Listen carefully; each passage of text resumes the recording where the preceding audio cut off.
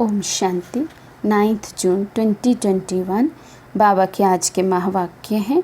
बाबा समझाते, मीठे बच्चे, बाप आए हैं सारी दुनिया से विकारों की तपत बुझाए सबको शीतल बनाने। ज्ञान बरसात शीतल बना देती है। तो बाबा आए हैं, आकर बाबा ज्ञान बरसात करते हैं, जिससे हम आत्माओं की विकारी जो तपत है वो ख़त्म हो जाती है। हम आत्माएं शीतल हो जाते हैं, पूरी दुनिया शीतल हो जाती है। प्रश्न है, कौन सी तपत सारी दुनिया को जला रही है? बाबा समझाते, काम विकार की तपत सारी दुनिया को जला रही है। सब काम अग्नि में जलकर काले हो गए हैं। बाप ज्ञान वर्षा से उन्हें शीतल बनाते हैं। जैसे बरसात पड़ने से धरती शीतल हो जाती है, तो इस ज्ञान वर्षा से 21 जन्मों के लिए तुम शीतल बन जाते हो। किसी भी प्रकार की तपत नहीं रहती। तत्व भी सतो प्रधान बन जाते हैं, कोई भी तपते नहीं हैं। ओम शांति। रूहानी बच्चे किसकी याद में बैठे हैं? ज़रूर अपने रूहानी बाप की याद में बैठे हैं।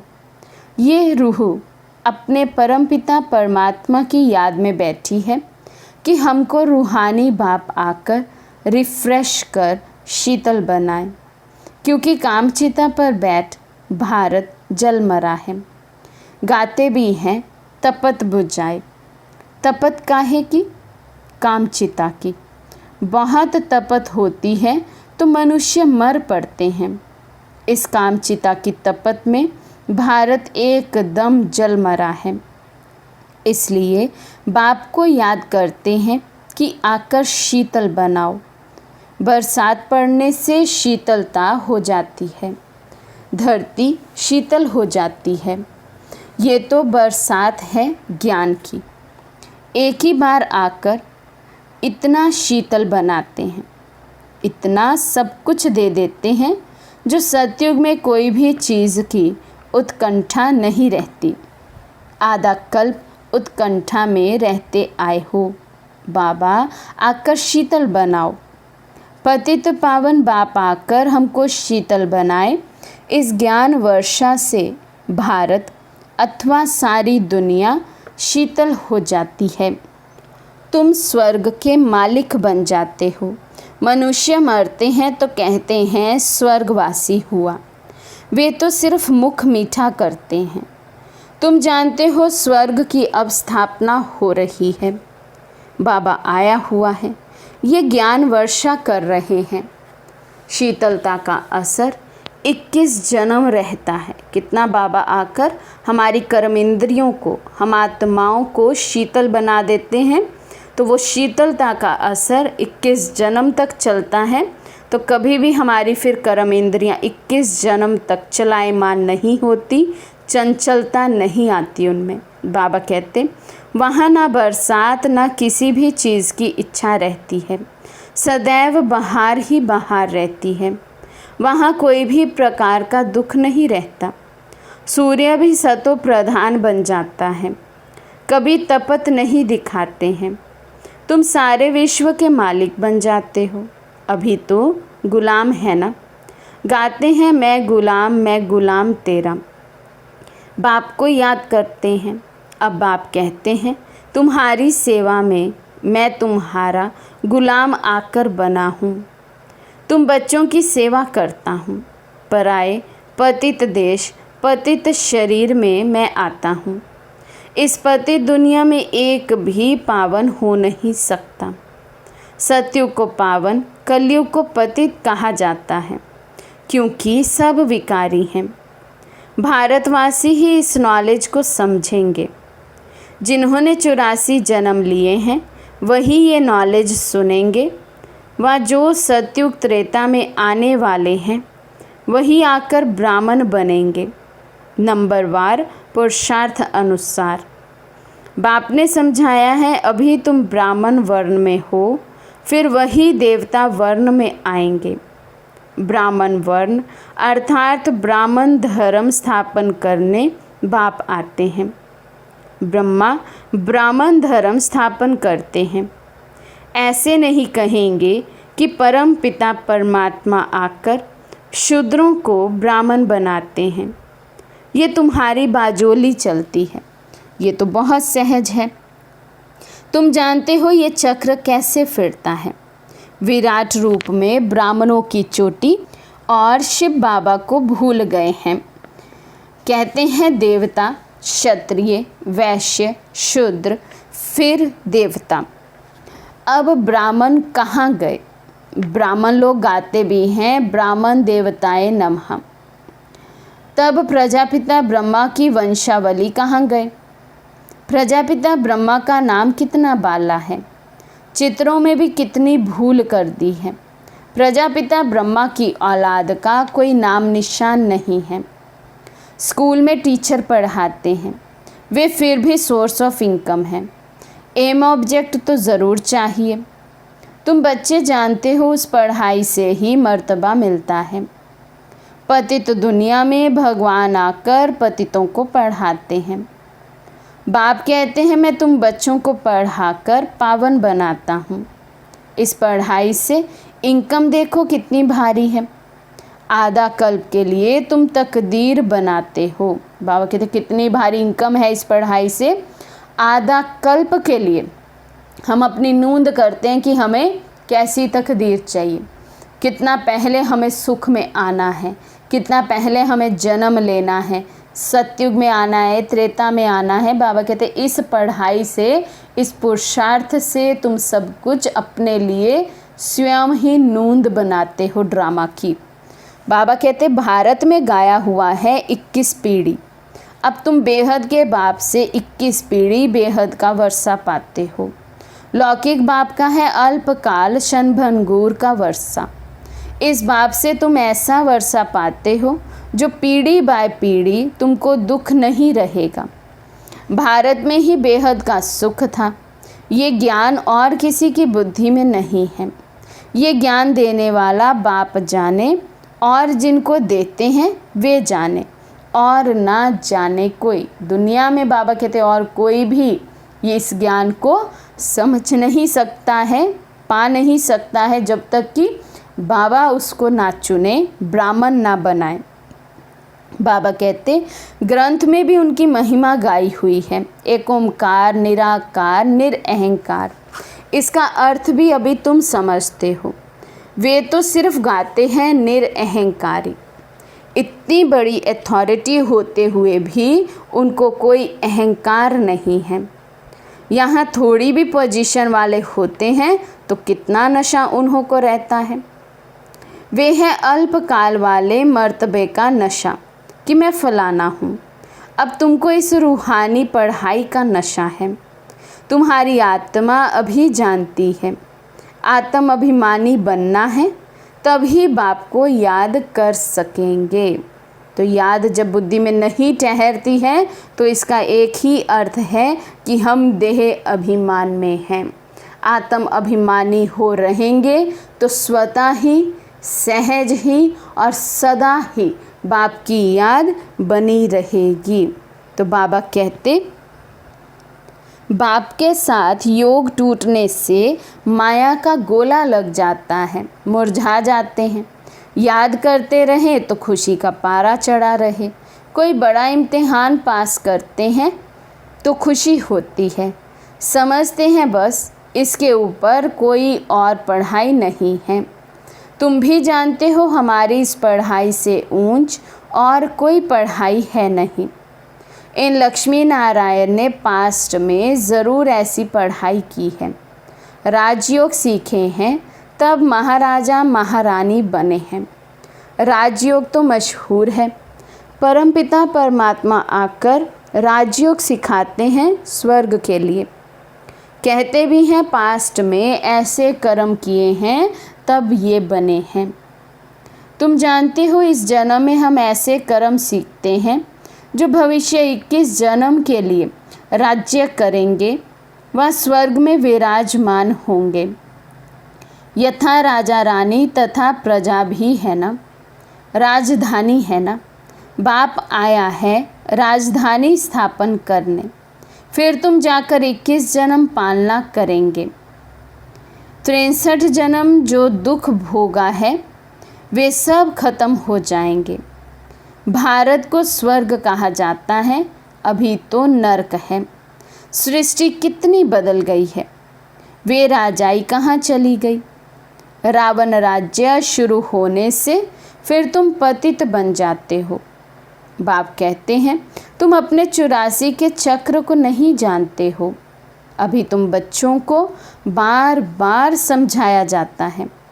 तुमने 84 जन्मों का चक्र पूरा किया है, अभी तुम्हारा ये अंतिम जन्म है। अब फिर से अपना वर्षा लेना है। बाबा कहते यही बातें बार बार बाप हमें समझाते हैं। 84 जन्म पूरे हुए, अब वापस जाना है। वापस जाने से पहले अपना वर्षा, पूरा वर्षा अवश्य लेना है। तुमको मुक्ति धाम में बैठ नहीं जाना है, तुम्हारा ऑल राउंड पार्ट है। ऐसे बहुत हैं जो सतयुग से लेकर द्वापर कलयुग तक भी मुक्ति धाम में रहते हैं। ऐसे नहीं कहेंगे यहाँ आने से मुक्ति धाम अच्छा है। वे तो मच्छरों सदृश हो गया, आया और गया। मनुष्यों की महिमा गाई जाती है। ये मंदिर किसके हैं? जो शुरू से लेकर पाठ बजाते आए हैं, उन्हों के ही यादगार बनते आए हैं। तो बाबा कहते पाठ हो तो ऐसा जिसका गायन भी हो, पूजन भी हो, यादगार भी बने। बाबा कहते वो क्या हुआ, पूरा समय परम धाम में बैठी रही आत्मा, अंत समय में थोड़ा सा समय आएगी, उस थोड़े से समय में ही दुख और सुख सब कुछ भोग लेगी और चली जाएगी। तो बाबा कहते जैसे मच्छरों सदृश्य हुआ। तो इससे तो अच्छा है कि हम शुरू से लेकर अंत तक हीरो पार्ट बजाएं, ताकि फिर बाद में यादगार भी बने, महिमा भी हो। पिछाड़ी में जो आते हैं उन्हों का यादगार क्या, कुछ भी नहीं। तुम्हारा कितना भारी यादगार है, सबसे जास्ती तुम पाठ बजाते हो। तुम अपनी प्रारब्ध का टाइम पूरा कर जब भक्ति मार्ग में आते हो, तब फिर तुम्हारा यादगार तथा शिव बाबा के मंदिर बनने शुरू होते हैं। फिर और धर्म आते हैं, उन्हों का धर्म स्थापन होता है।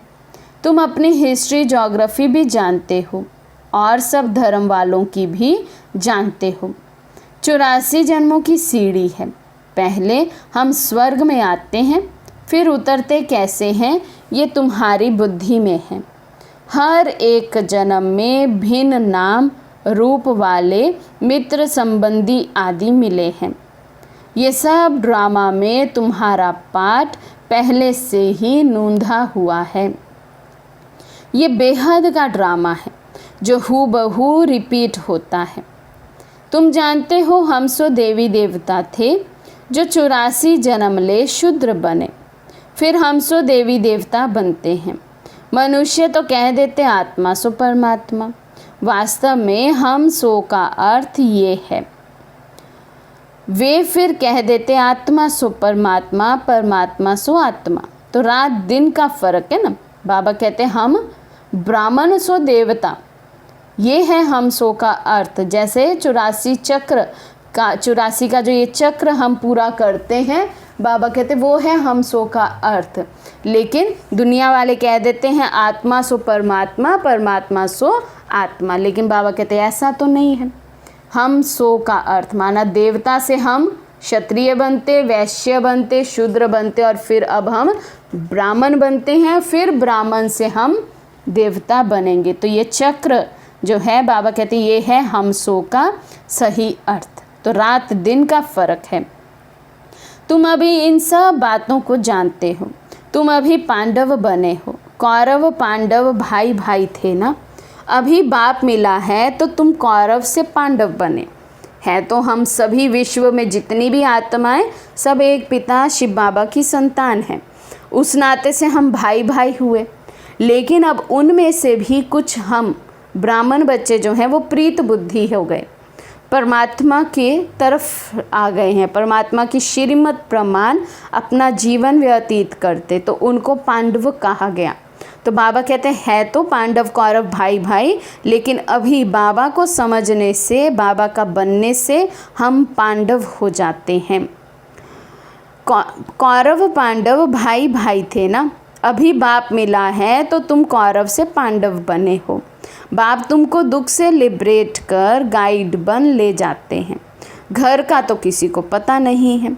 वे कहते हैं आत्मा ब्रह्म में लीन हो जाएगी, तो घर थोड़े ठहरा, घर में तो रहा जाता है। उनको इनकॉर्पोरियल वर्ल्ड कहा जाता है। अभी तुम बच्चे जानते हो हम निराकारी आत्मा निराकारी वर्ल्ड में बिंदी मिसल निवास करते हैं। वहाँ भी निराकारी झाड़ है। ये ड्रामा बना हुआ है। बीज और झाड़ को जानना है। इसका नाम ही है वैरायटी धर्मों का झाड़। ये मनुष्य सृष्टि है, इनका बीज रूप बाप है। कितनी वैरायटी है, हर एक धर्म वाले के फीचर्स न्यारे, और यहाँ भी एक की शक्ल ना मिले दूसरे से। ये भी ड्रामा बना हुआ है। कल्प वृक्ष की आयु 5000 वर्ष है, ये बाप ही समझाते हैं। मनुष्य एक्टर्स हैं, यहाँ पाठ बजाने आते हैं। ये मांडवा है, स्टेज है। बाबा कहते हैं ये पूरी दुनिया क्या है, एक स्टेज है। तो रोशनी के लिए सूर्य चांद आदि हैं। ये कोई देवता थोड़ी हैं, ये तो बत्तियां हैं। तो बाबा कहते हैं जैसे वो स्टेज पे लाइटनिंग करते हैं, वैसे ही ये सृष्टि रूपी स्टेज पर लाइटनिंग करने के लिए सूर्य और चांद है। कोई ये देवता नहीं है, जैसे हम भक्ति में इनको भी देवता मानकर इनकी भी पूजा आराधना करते हैं। बाबा कहते परंतु सर्विस करते हैं इसलिए देवता कह देते, क्योंकि हमारी कितनी सेवा करते हैं। दिन में सूर्य हमें रोशनी देता है, गर्मी देता है, सब कुछ दे रहा है, और रात में चंद्रमा हमें शीतलता देता है, रोशनी देता है। तो बाबा कहते क्योंकि वो देते हैं, सर्विस करते हैं, हमारी पालना करते हैं, इसलिए हम उनको फिर देवता कह देते हैं।